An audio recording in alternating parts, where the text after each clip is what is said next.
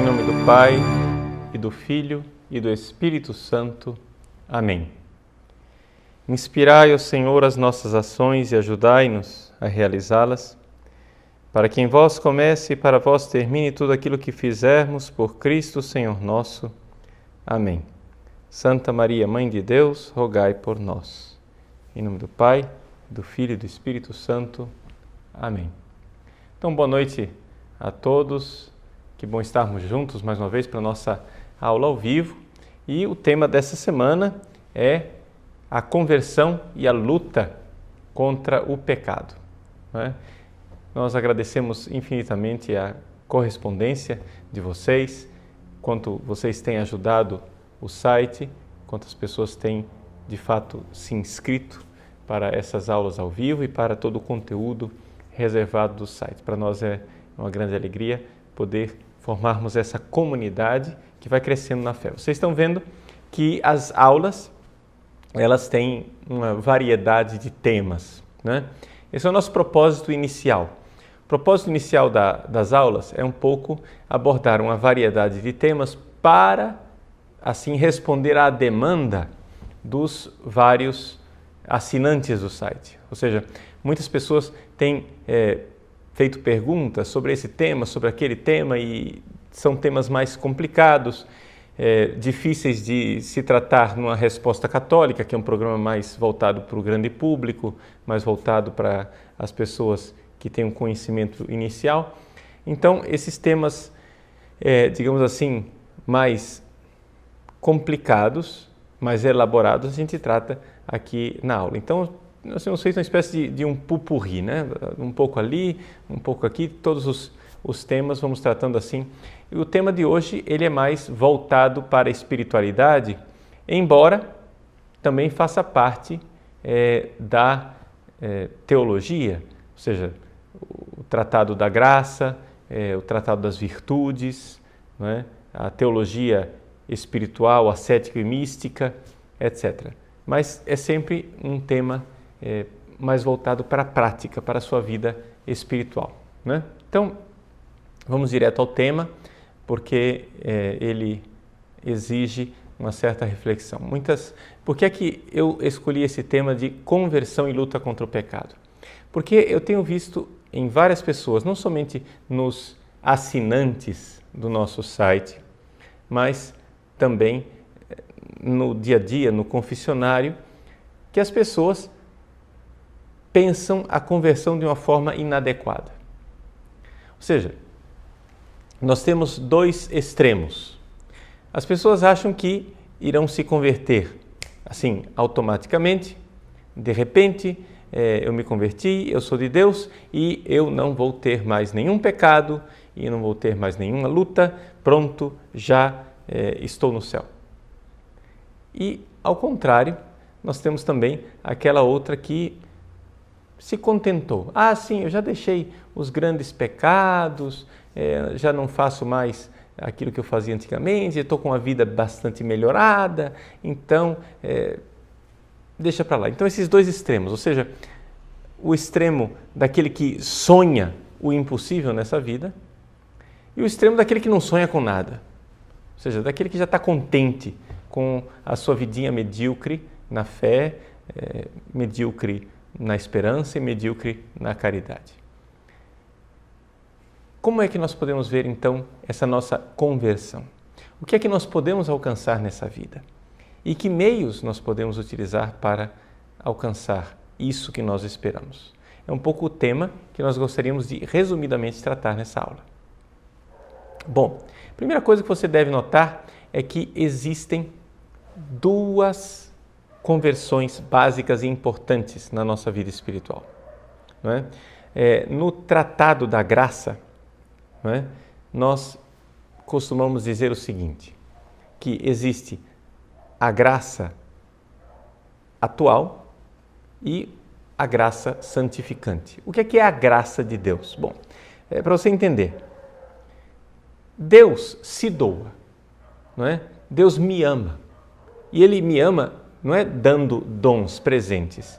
Deus me ama se doando. E Ele, ao doar a si mesmo, Ele é a graça. Portanto, a graça, antes de tudo, é Deus que se dá a mim. Se dá no seu amor infinito. Por exemplo, quando Jesus morre na cruz, eu vejo Deus ali que se dá. Quando eu vejo a efusão do Espírito Santo, Deus ali se dá. Deus dá a si mesmo.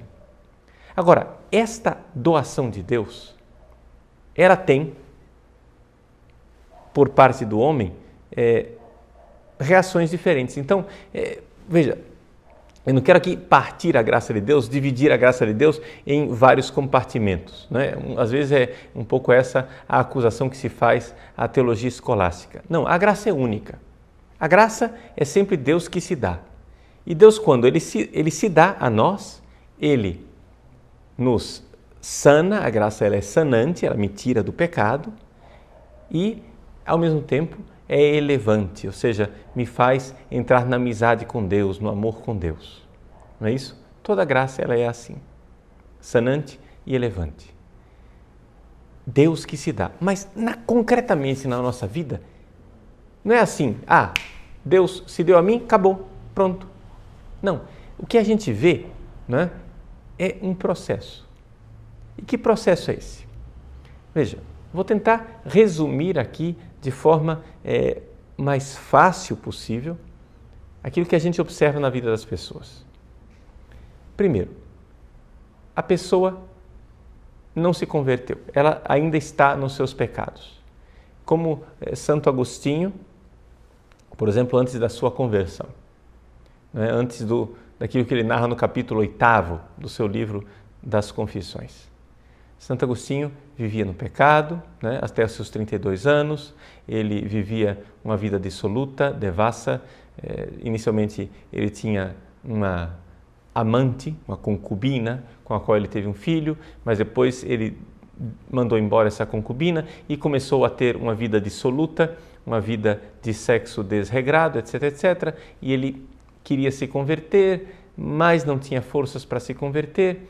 Ele pedia a Deus o dom da conversão, mas ainda não, né? Ou seja, quero me converter, mas agora não, daqui a pouco, né? Daqui a pouco. Então, esse drama interior que vivia Santo Agostinho, o que é que nós podemos dizer? Ali, naquele momento, antes da conversão, Santo Agostinho já tinha a graça de Deus. Deus já estava lá. Deus já estava se doando. Mas, por parte do homem, o que é que nós observamos? Que aquela graça não produzia efeito. Não é? Não havia a conversão desejada, aquela conversão pela qual Santa Mônica rezava. Então, essa graça, nós chamamos em teologia de graça suficiente.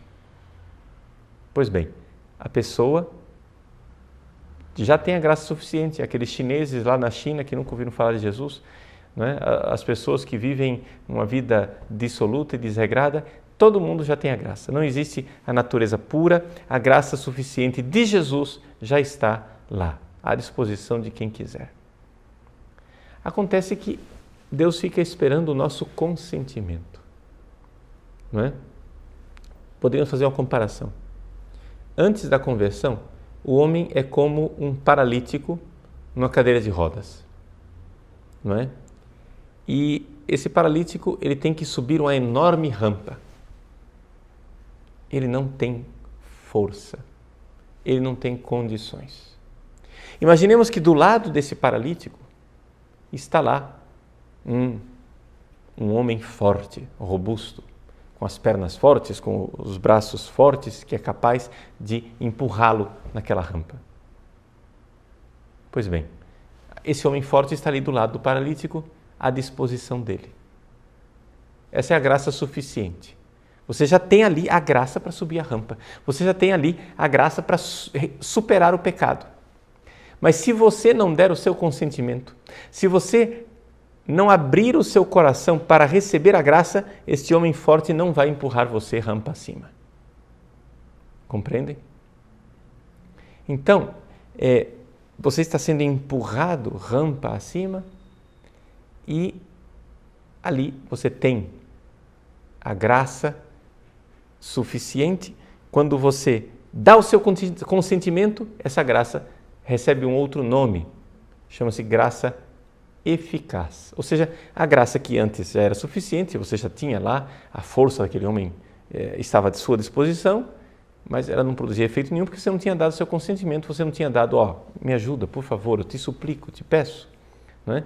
Quando você se abre para a graça de Deus, quando você dá o seu consentimento, um ato de vontade que diz, não é? É um ato de vontade que se deixa salvar por Deus, não é você quem está se salvando, você se deixa salvar por Deus, então ali começa essa graça que antes era suficiente, começa a ser uma graça eficaz. Esse é o estado no qual a maior parte de nós vive. Mas essa é só a primeira conversão. Ou seja, infelizmente, a gente, com a graça eficaz, né, nós ainda não somos capazes de evitar totalmente o pecado mortal da nossa vida. Né? A maior parte de nós somos homens e mulheres espiritualmente medíocres. Nós somos capazes de evitar muitos dos grandes pecados. Né? A gente chega a um ponto em que a graça de Deus opera realmente na gente. Puxa vida, nós estamos aí na batalha, estamos lutando, né? Estamos subindo a rampa com a ajuda de Deus, com a graça de Deus, estamos ali consentindo, também nos esforçando, porque além do homem forte que me impulsiona, eu também posso ajudar, né? Eu devo ajudar com os meus esforços. Porém, essa conversão, ela ainda é periclitante, porque eu ainda estou subindo a rampa. Né? Então acontecem retrocessos, acontecem quedas. Digamos assim, vamos falar de uma forma bem clara. Quando você se converteu, você basicamente deixou os grandes pecados. Porém, ainda vive uma vida espiritualmente que não é o estado final de santidade, aquilo que nós realmente podemos chamar um santo, uma santa. Não é? Aquilo que é a graça santificante, a graça que nós chamamos de graça habitual, ou seja, a justificação. O estado de amizade pleno e sólido com Deus. Então, veja só, vamos tentar explicar isso daqui bem concretamente na sua vida. Quando você se converte a primeira vez, não é? Você recebeu a graça de Deus, geralmente o que acontece é o seguinte: você tem atos de fé. Então você crê. Mas daqui a pouco você não crê. Né? Você está aqui falando comigo, está tendo essa aula, você crê em Deus, puxa vida, você crê no céu, etc. e tal. Você vai ali na esquina e o demônio te propõe um pecado, aquela fé se abala. Não é? Você teme a Deus, não é? Você tem o temor de Deus, mas o temor de Deus ainda não é a caridade plena. Você tem atos de esperança, mas não tem ainda a virtude infusa da esperança, né? A virtude teologal da esperança. Você tem atos de amor, mas ainda não tem a caridade, aquela caridade dos santos. Vamos dizer assim, vamos distinguir esse estado no qual eu e você vivemos e o estado no qual os santos viveram aqui na Terra, que é a segunda conversão que nós precisamos desejar. Na prática, trata-se daquele homem que conseguiu amar a Deus sobre todas as coisas. Isso é muito importante. Ou seja, você ama a Deus? Sim, não é? Mas quantas seduções nós temos, né? Se eu faço o meu exame de consciência, eu, Padre Paulo, isso aqui não estou falando de teoria, não, estou sendo muito sincero com vocês. Se eu faço meu exame de consciência, eu vejo que eu procuro amar a Deus. Eu quero amar a Deus. Mas eu vejo que ainda existem apegos. Eu vejo que eu ainda estou enredado em muita coisa. Não é? Ainda existem fragilidades espirituais, apego à minha família, né? Apego às obras que eu faço, eu quero que elas deem certo e se alguma coisa fracassa, aquilo para mim é um baque. Eu vejo que existe dificuldade dentro de mim de estar totalmente desapegado desse mundo. Eu vejo que existe dificuldade dentro de mim de amar a Deus sobre todas as coisas. Amar mais Deus do que as obras de Deus. Amar mais Deus do que os dons de Deus. Amar mais Deus do que toda a criação. Pois bem, eu não amo a Deus sobre todas as coisas e muito menos posso dizer que eu amo a Deus com todo o meu coração, toda a minha força e todo o meu entendimento. Então isso quer dizer que eu ainda preciso de uma conversão. Não sei se você está entendendo isso. Nós já somos convertidos, já temos a primeira conversão. A graça suficiente que nós tínhamos antes já se tornou graça eficaz. Mas nós precisamos dar esse passo, nós precisamos pedir a Deus, não é? Eu e você precisamos pedir a Deus de dar esse segundo passo na nossa vida, que é passar da graça simplesmente eficiente para uma graça habitual. E onde é que está a diferença? A diferença é que a pessoa vive num estado permanente de amizade com Deus. Vamos descrever a vida dos santos, não é? Porque a gente diz assim, todo mundo fala, o santo ou nada, eu quero ser santo. O Concílio Vaticano II falou da vocação universal para a santidade, mas o que quer dizer essa santidade que nós queremos alcançar? Não é? Muita gente acha que a santidade que nós queremos alcançar é somente essa vida medíocre, me desculpa a expressão, mas essa vida porcaria, não é? Que nós vivemos desse cai e levanta, toda semana me confesso, toda semana repito os mesmos pecados, as mesmas coisas e tal, e a pessoa acha que pronto, acabou, vai ser assim o resto da vida, a pessoa já se contentou com isso. Na verdade está faltando ali a grande virtude da esperança, de que nós somos capazes, que os seres humanos são capazes de amar a Deus sobre todas as coisas. Não capazes por nós mesmos, mas capazes porque a graça de Deus nos torna capazes, né?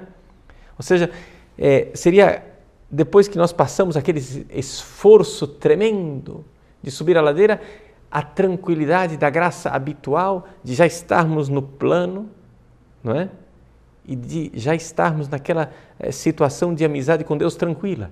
Claro que é necessário ainda luta, claro que não se pode dizer concretamente que podemos evitar totalmente todos os pecados veniais, porém já existe uma tranquilidade a mais. Os santos viviam isso, essa é a santidade, né, que os santos alcançavam. Não existe só essa vida miserável que eu e você vivo, existe a vida dos santos, né? Existe essa segunda conversão. Vamos fazer com outra comparação para você entender. Quando você se converte, não é?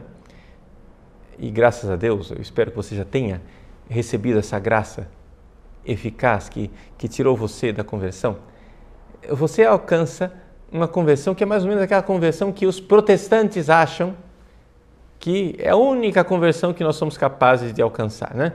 É aquela historinha da música, né? Eu era um bêbado, eu vivia drogado, mas eu fui curado, encontrei Jesus, né? Aquele negócio que é a conversão típica dos protestantes, ou seja, eu vivia aqueles pecados pesados, terríveis, né? Pecados mortais, e de repente agora eu vivo uma vida mediana, uma vida razoavelmente boa. Mas qual é o problema da antropologia dos protestantes? Qual é o problema da visão que os protestantes têm do ser humano? É que eles acham que parou aí, nós só somos capazes disso. É por isso que eles ficam enfurecidos, eles ficam furibundos quando nós católicos chamamos os santos canonizados de São Paulo, São Pio de Pietrelcina, não é? Santo Antônio de Pádua, Santo Antão, abade do deserto, etc. Eles ficam enfurecidos, não são santos, só Deus é santo, só Deus é santo. Por quê? Porque eles acham que só tem essa conversãozinha, né? Desculpa, merreca, que nós vivemos aqui.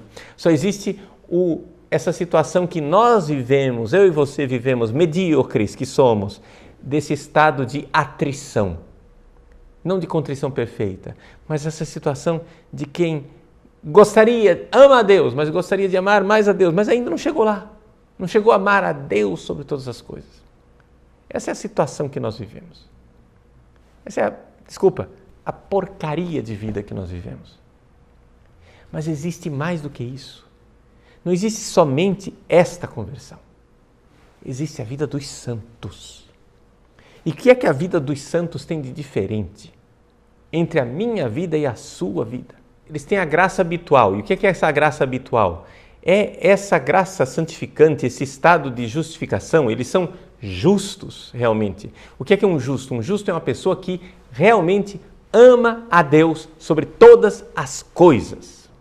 E que, portanto, já superou o problema dos pecados graves e só cai em pequenos pecados, pecados veniais. Alguns santos, inclusive, recebem até mesmo a graça especialíssima, né? Nos recorda o Concílio de Trento, uma graça especialíssima de até evitar os pecados veniais. Né? Então, assim, esse estado de justificação que para eles, santos, ainda é luta. Claro, por causa das dificuldades dessa vida. Nas dificuldades dessa vida eles precisam lutar também.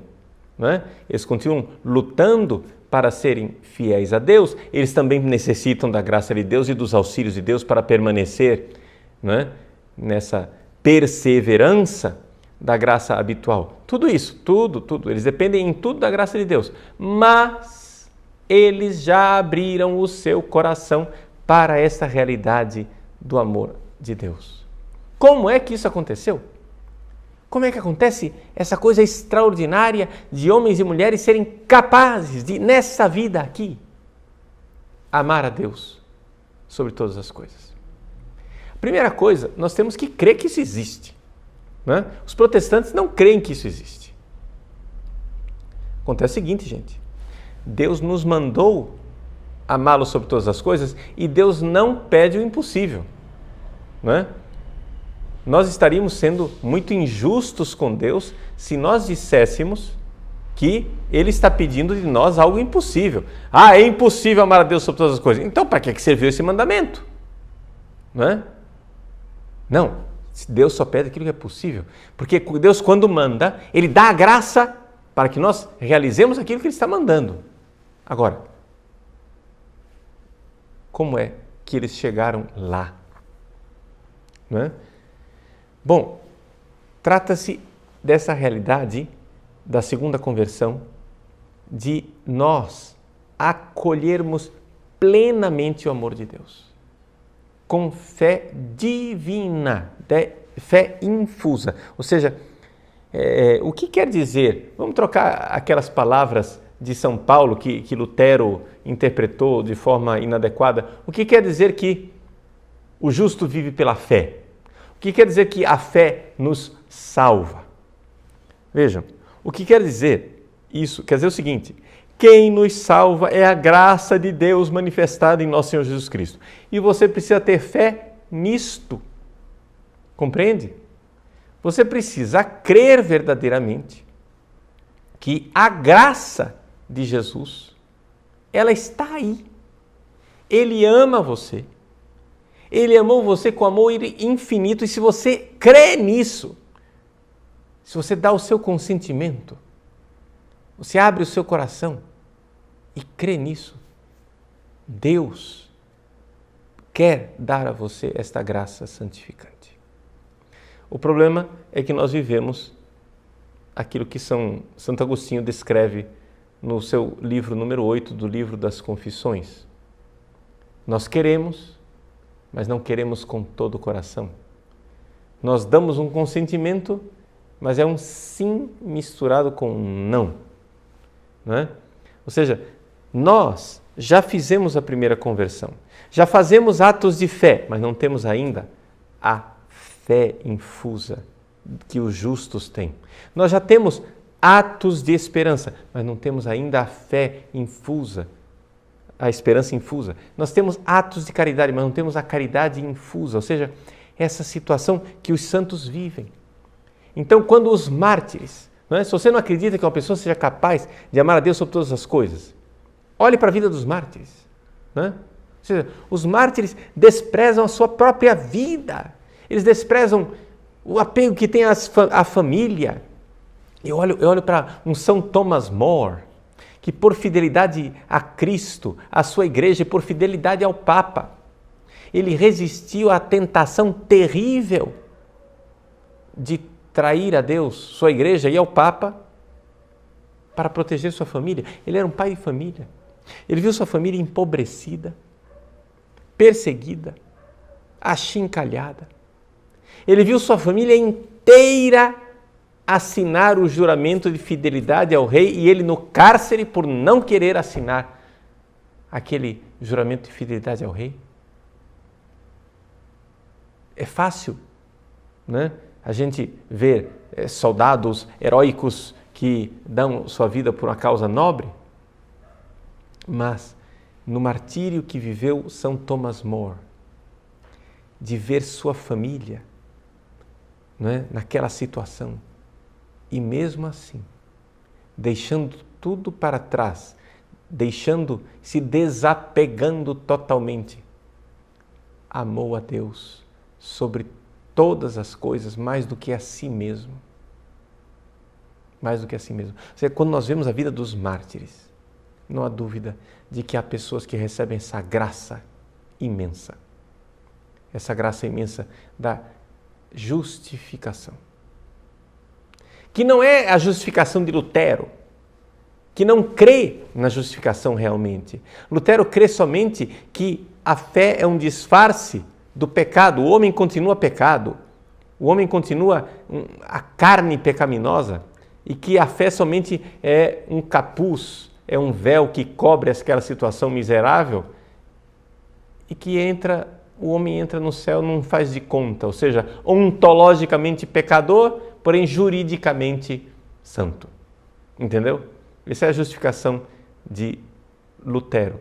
Nós não cremos nisso. Nós cremos que realmente nós não fomos salvos somente juridicamente. Existe uma graça que nos santifica. Então aqui que está essa coisa. Nós precisamos, meus irmãos, a primeira coisa que nós precisamos fazer, né, é crer na santidade. Crer que ela existe. Crer que a santidade existe. Leiam a vida dos santos. Né? O primeiro passo para nós sairmos dessa nossa mediocridade, o primeiro passo para nós sairmos dessa miséria na qual nós vivemos, de conversão pela metade, é nós crermos. Porque o mundo martela na nossa cabeça e diz isso é impossível, é impossível. Não, creia e peça a Deus, suplique como um mendigo na porta de Deus. Senhor, eu quero amar-vos plenamente. E se você não alcançou essa graça ainda, é porque você está querendo pouco, querendo pela metade, como descreve Santo Agostinho. Porque você está querendo com parte da sua vontade. Parte da sua vontade está mandando, mas outra parte da sua vontade não está obedecendo. Então, até mesmo esta força que nós não temos, ela vem de Deus. Então, queira querer. Queira, abra suas portas, abra a porta do seu coração e diga, Senhor, eu quero, eu desejo ardentemente. Peça, suplique, insista. Mas para que você continue insistindo, você tem que crer na possibilidade dessa santidade. Né? Vamos dar mais algumas dicas práticas nisso tudo, mas respondendo também às suas perguntas. Né? Então, encerramos aqui a primeira parte da nossa aula, fazemos um pequeno intervalo, vamos abrir o chat para que você possa participar e assim nós voltamos já para responder as suas dúvidas.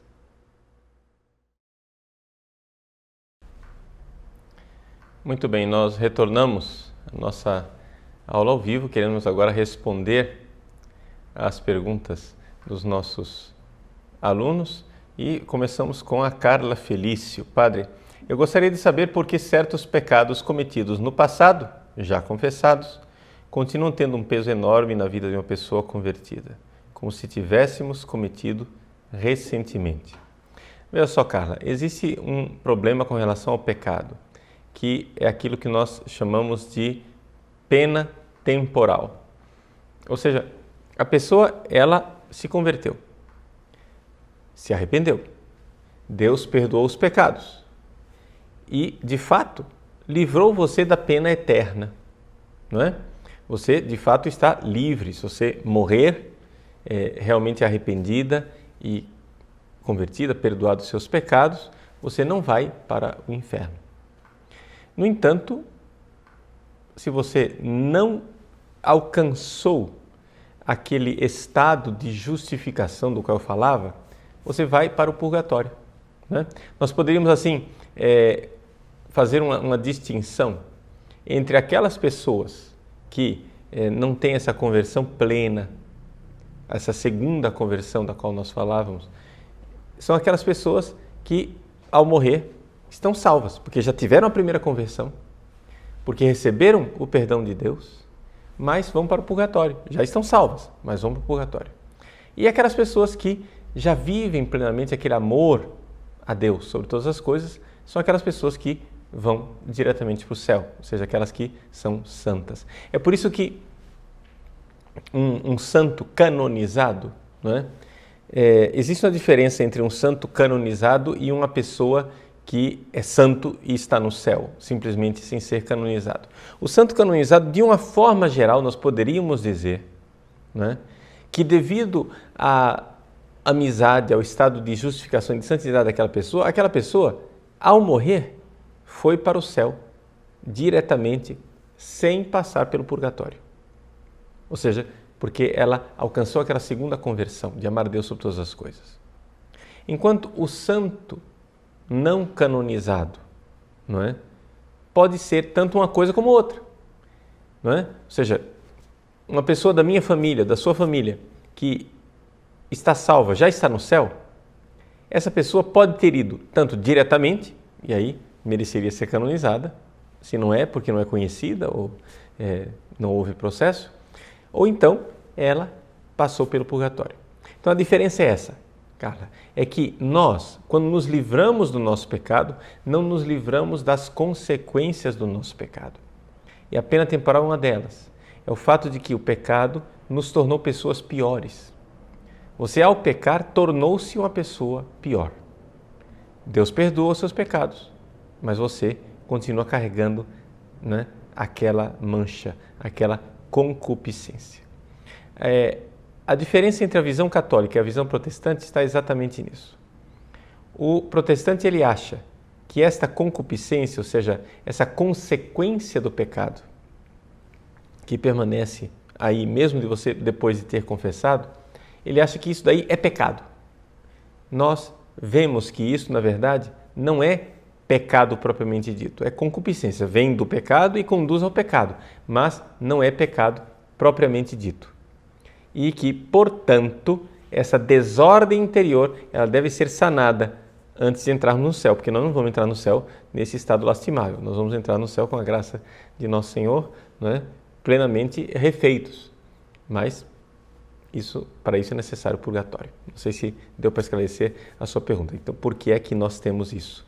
É claro que, então, o caminho para resolver esse problema da pena temporal é a penitência e as indulgências da Igreja. João Marcos, como enfrentar os períodos de deserto e de noite da fé, em que simplesmente não temos um mínimo de gosto na oração e não sentimos Deus? Bom, veja só, João, o sentir Deus é uma graça, não é?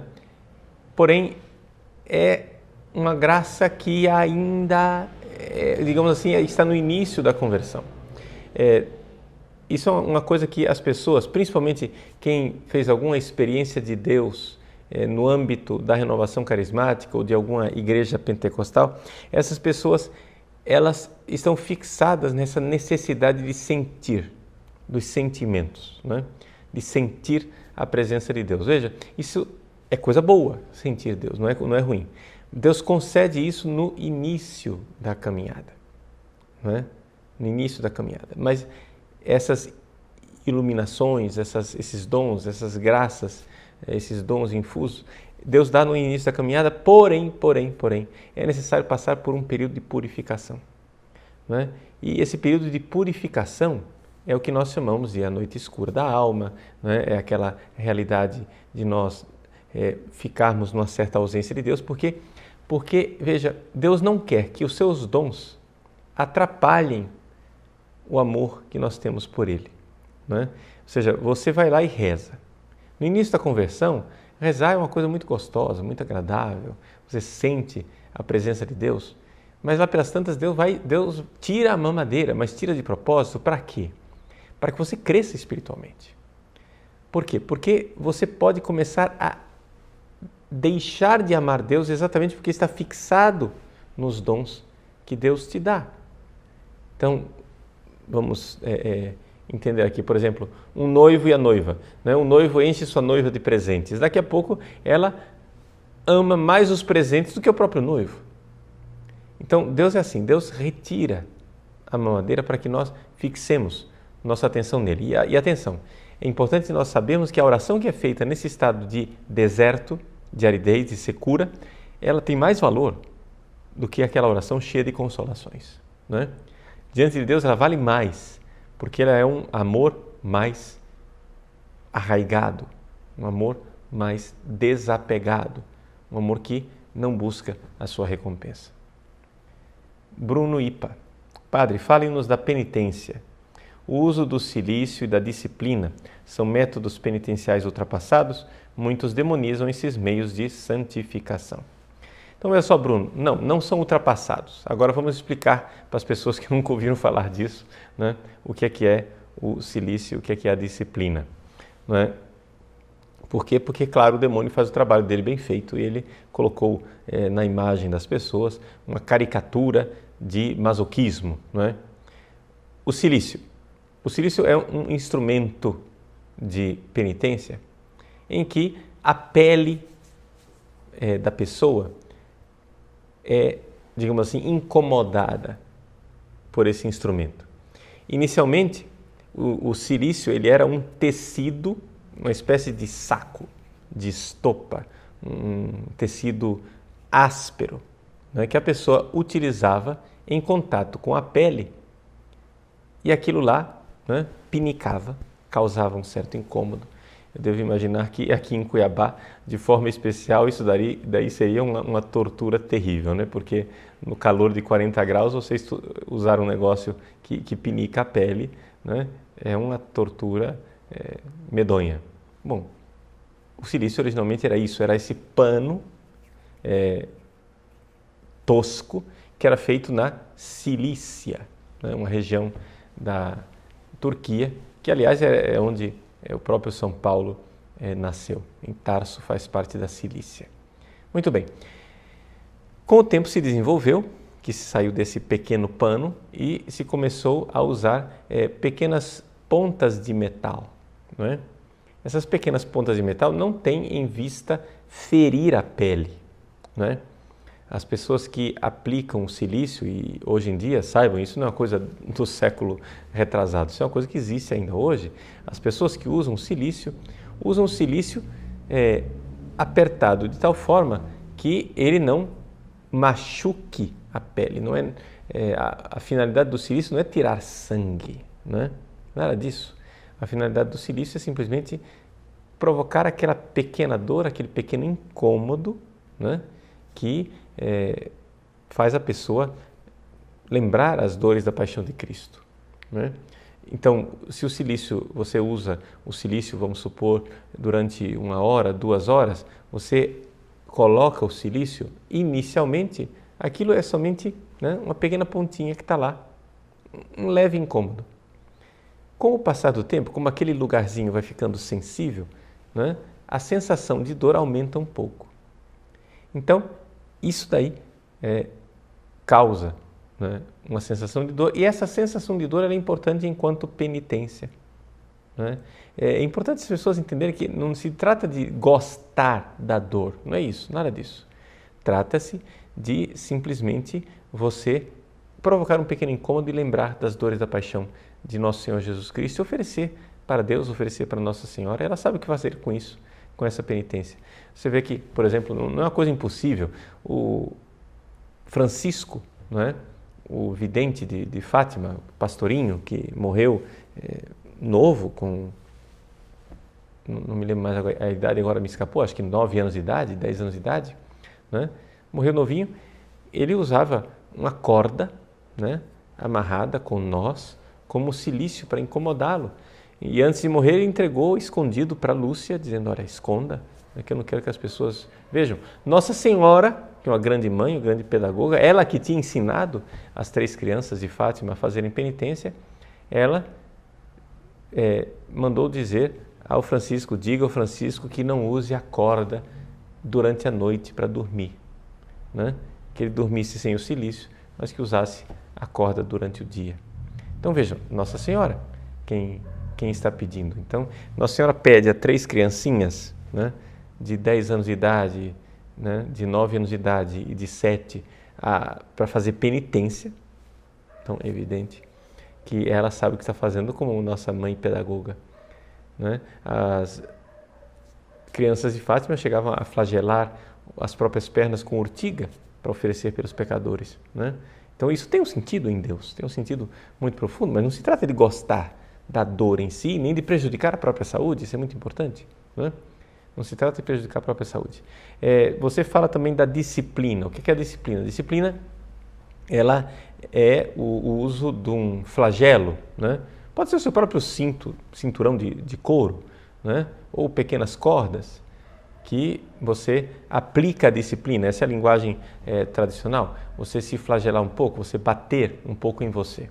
Lembrando do Cristo que foi flagelado por amor a você, isso ainda é um instrumento positivo de santificação. Agora, é importante o seguinte, não é necessário prejudicar a saúde, ou seja, não é necessário nem tirar sangue, não é necessário deixar marcas excessivas na pele, né? Um pouco de vermelhidão, tudo bem, mas não se ferir nem prejudicar a saúde. É necessário aplicar esses instrumentos com muita calma e com muita prudência, sempre aconselhados por um bom diretor espiritual. Claro que o diretor espiritual tem que saber valorizar essas coisas para ensinar como aplicá-las, não é verdade? Ou seja, se o diretor espiritual abomina esse tipo de coisa, é evidente que ele não vai saber aconselhar você. Com relação à aplicação da disciplina, não é?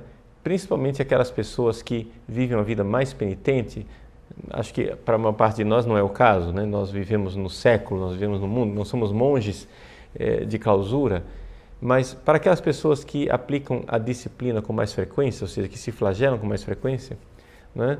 Uma monja de clausura uma vez me disse assim, padre, é importante não aplicar a disciplina no tórax. Por quê? Porque existem algumas pessoas que têm o pulmão frágil, né? E aquelas pancadas, aquele impacto, pode de alguma forma prejudicar os pulmões. Então, ela dizia de forma jocosa, né? Deus, quando nos fez uma parte do corpo própria para apanhar, né? Ou seja, está falando do traseiro, né? Então, você vai e aplica a disciplina, né, nas suas nádegas, porque, claro, é uma parte do corpo que sofreria menos consequências nesse sentido de prejudicar a saúde. Então, são instrumentos possíveis, sim. Instrumentos que, usados de forma sábia, né, usados de forma adequada, podem levar a pessoa a esse desapego desse mundo e esse amor a Deus sobre todas as coisas. Rita Célia. Por que Deus permite que eu não esqueça os pecados cometidos quando Ele mesmo os esquece ao perdoá-los? Acho que essa pergunta já foi respondida, não é? Ou seja, trata-se da questão da concupiscência que permanece aí. Não é que Deus, que você não se esquece do pecado, não é só essa questão de esquecer o pecado, é a questão de ficar ainda com as consequências do pecado. E, aliás, é importante a gente não esquecer os pecados. O próprio Salmo 50, 51 nos diz, o meu pecado está sempre à minha frente. Porque você se lembra de uma coisa, e aqui eu quero exortar, né, todo mundo que está assistindo essa aula, isso é muito importante, né? As pessoas lembrarem que o maior pecado que nós podemos cometer é um pecado que, infelizmente, todos nós cometemos. Chama-se soberba, né? Nós todos somos soberbos. E aqueles que dizem que não são soberbos são os mais soberbos de todos, né? Então, veja, nós temos sim a soberba, num grau maior ou menor, mas temos. O pecado da soberba e da vaidade, né? E a aplicação desse tipo de penitência, de vida de conversão, de oração, pode ser usada pelo demônio para a nossa vaidade e para a nossa soberba. Então, é muito importante não esquecermos os nossos pecados. Eu olho para mim e vejo a minha feiura, o meu pecado está sempre à minha frente. Para você não se sentir envaidecido e soberbo, é importante você parar de se comparar com os pecadores e começar a se comparar com os santos. Pare de se comparar com o seu companheiro. Eu uso silício, eu uso a disciplina, eu faço jejum, eu isso ou aquilo. Meu irmão, se você está fazendo isso, você está se perdendo ao invés de alcançar o céu com esse tipo de atitude. Pare de se comparar com os pecadores, que estão numa situação pior do que você, e se compare com os santos. E você vai sempre se sentir pequeno e miserável, se você se colocar debaixo da luz de Deus. Tá bom? Pergunta da Gisele Maia. Então, muito bem, Gisele. Uma saudação especial para você, Gisele. Um abraço, para o pessoal aí de Belém. Padre Paulo, sinto que é mais difícil viver esse amor absoluto a Deus quando se é casado e se tem filhos, pois não cuidamos só das coisas de Deus, mas também das daqui da terra. Quero alcançar essa graça da santidade de Thomas More. É menos difícil ir ao martírio sendo solteiro do que mãe de família. Como alcançar essa liberdade plena para alcançar essa fé total? Como é difícil aceitar a morte tendo filhos pequenos? Ou ainda como aguentar ver um filho indo ao martírio? Quero esta fé. Ajuda, Padre Paulo. Quero de todo o coração. Bom, veja só, aqui cada um tem o seu estado de vida, Cada um tem o seu estado que é chamado a Deus para a sua consagração. É claro que a vida consagrada no celibato é chamada pela Igreja tradicionalmente de vida de perfeição, Porque de fato é uma vida onde se vê mais claramente a entrega. Porém, a medida das coisas com o olhar de Deus não é necessariamente essa. Por quê? Porque existem religiosos que, embora vivam a vida de perfeição, estão vivendo um apego tremendo a esse mundo, vivem a pobreza, a obediência, a castidade, mas estão ainda muito imperfeitos, embora vivam no estado de vida de perfeição. E existem pessoas casadas que já alcançaram essa realidade, como São Thomas More.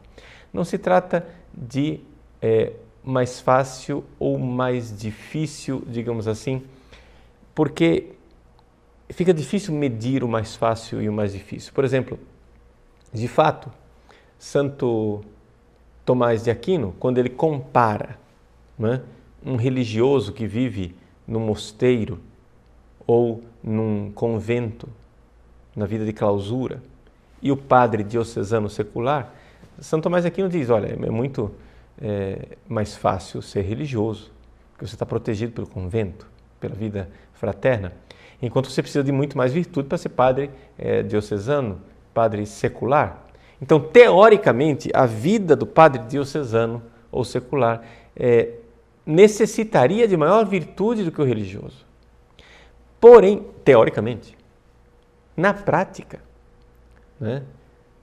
a gente vê que o problema não é tanto se essa vida é difícil ou não, mas está no fato da pessoa querer a santidade. Querer a santidade. Por exemplo, o sujeito quer ser padre. Ele quer ser celibatário, mas ele acha que celibato é um negócio que você liga assim na tomada e funciona, mas não é desse jeito. Ou seja, você tem que fazer por onde? Ou seja, para você viver o celibato é uma aliança de amor com Deus. Isso exige de você um esforço muito grande. Não é fácil viver o celibato. Assim também, para você viver a vida de casado,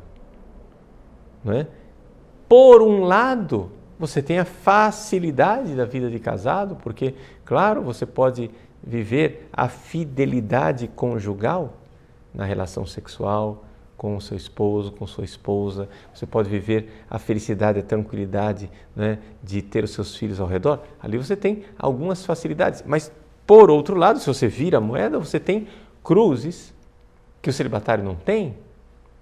Você tem a cruz da paciência de ter que educar os seus filhos, de acolhê-los numerosos e generosamente, na verdade, de viver uma vida modesta, porque os filhos, claro, consomem parte do seu patrimônio, do seu orçamento familiar, de saber que você não tem mais noites de sono totalmente despreocupadas, que você não tira férias de filhos, você vive uma situação de contínua provação, mas tudo isso também é santificante, né? Então, são caminhos diferentes, caminhos diferentes. Veja, o martírio, eu citei o exemplo do martírio, porque o martírio é uma vocação especialíssima, onde a gente vê claramente a ação de Deus e esse desapego total desse mundo.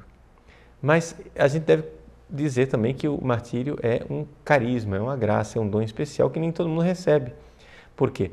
Porque todos aqueles que quiseram o martírio por suas próprias forças sucumbiram, né? Ou seja, houve no início da igreja, quando houve aquelas perseguições, né?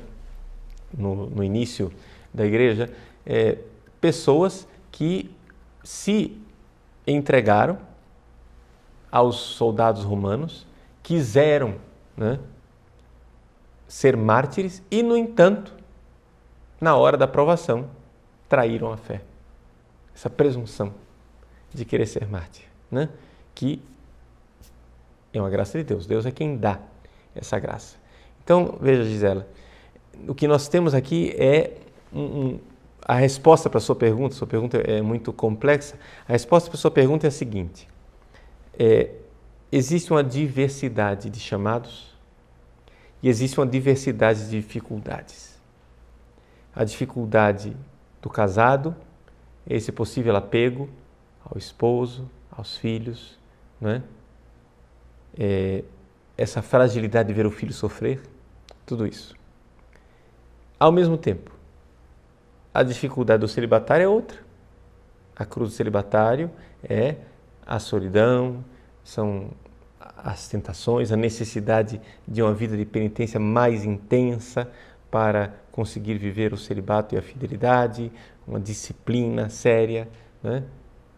E assim por diante. Então, uma coisa e outra, as duas coisas têm o seu lado de diferenciação. Claro, Deus considera a doação do religioso, daquele que vive a vida de celibato, como algo sumamente importante dentro da vida da igreja, uma vocação especialíssima, porém, também a vida de casado nos leva para a santidade. Kênose, qual o peso do sacramento da confissão na batalha contra os pecados e no conhecimento de nossa miséria? Que importância exerce o padre nesse contexto? O mau sacerdote pode atrapalhar? Bom, veja só, o sacramento da confissão é importantíssimo, claro, porque ele nos ensina a estarmos sempre diante de Deus num exame de consciência. Eu queria distinguir aqui que existe uma diferença entre o sacramento da penitência para quem cometeu um pecado grave e o sacramento da penitência para quem não cometeu um pecado grave. A pessoa que não cometeu um pecado grave, ela se dirige ao sacramento da penitência por devoção. É aquilo que nós chamamos de penitência devocional, né? E aquela que cometeu um pecado grave vai ao sacramento da penitência porque realmente necessita. É importante nós incentivarmos a penitência devocional. Ou seja, mesmo que você não tenha pecados graves, você deve ir à confissão. Por quê? Por duas razões. A primeira delas, porque isso faz bem a você, estar sempre diante do julgamento de Deus, do tribunal da misericórdia de Deus. E a segunda coisa, porque isso também possibilita as pessoas que estão com pecados graves a não terem vergonha de se aproximar do sacramento. Porque se o sacramento fosse somente para aqueles que estão em pecados graves, você saberia perfeitamente que todo mundo que está numa fila de confessionário cometeu um pecado grave, não é verdade? Mas, na verdade, graças a Deus, existem também aquelas pessoas que fazem o sacramento por devoção, tá bom? Um sacerdote pode atrapalhar? Claro que pode atrapalhar. Pode atrapalhar nos conselhos, não é? Mas saiba que a absolvição, ela é válida, não é? A absolvição que você recebe, ela é válida. Eu gostaria de chamar a atenção para duas coisas, não é? Primeiro, com relação ao conselho que o padre lhe dá, você sempre confira, né? A não ser que seja um sacerdote que você não tem dúvida nenhuma a respeito fidelidade à igreja. Mas se é um sacerdote que você não sabe muito bem se o que ele está aconselhando é correto ou não, você confira aquilo que está sendo dito com o catecismo da Igreja Católica, ou então veja com algum outro sacerdote que você vê que é de mais confiança, né? Isso com relação aos conselhos que o sacerdote pode dar. Segunda coisa, existe uma certa cultura de dar penitências simbólicas, ou seja, reze um Pai Nosso e uma Ave Maria, não é? Bom, de vez em quando eu também faço isso, não é? Então, aqui eu estou dizendo isso quase que batendo no peito, mas seria interessante que o padre se desse ao trabalho de dar penitências ao fiel que fossem realmente adequadas ao tipo de pecado que aquela pessoa está cometendo, sem exagerar, né?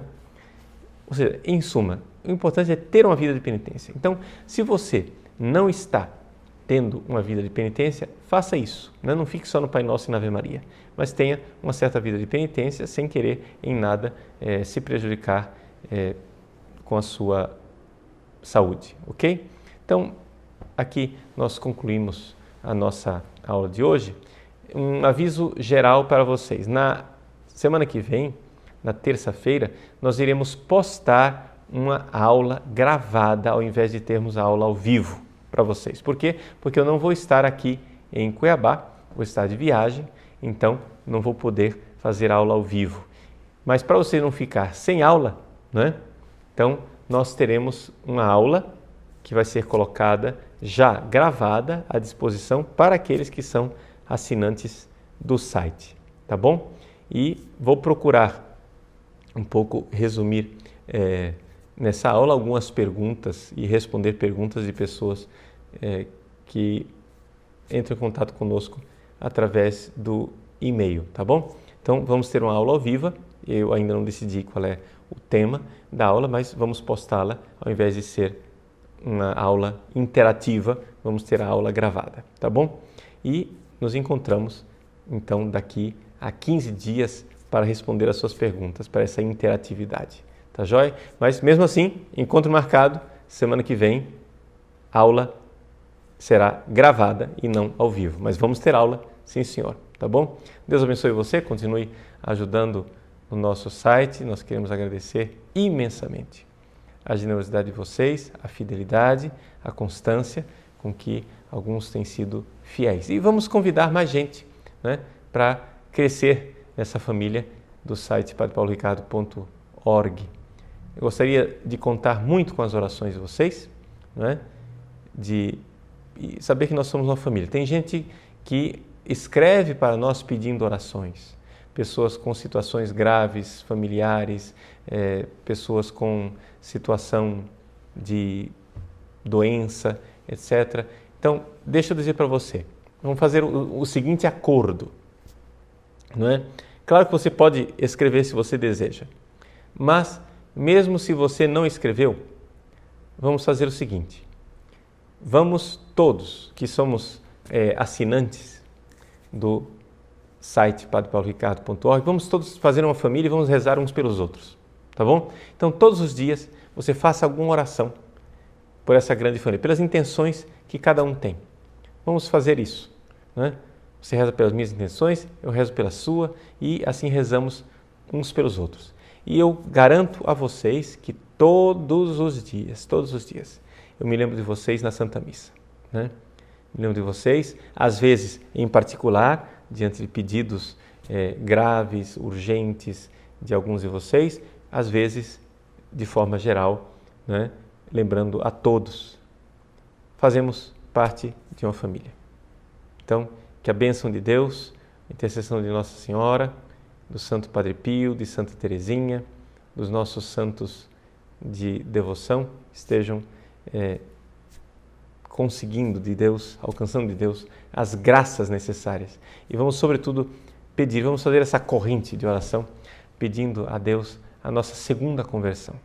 Essa conversão de nós conseguirmos amar a Deus sobre todas as coisas, sairmos dessa miséria. Nós temos que estar muito incomodados de estar nessa miséria, de viver somente da graça eficiente, eficaz, que já é boa, claro, já estamos, né? Já é um caminho de salvação, misericórdia. Não estou desprezando a graça de Deus, não. Mas nós precisamos querer mais, né?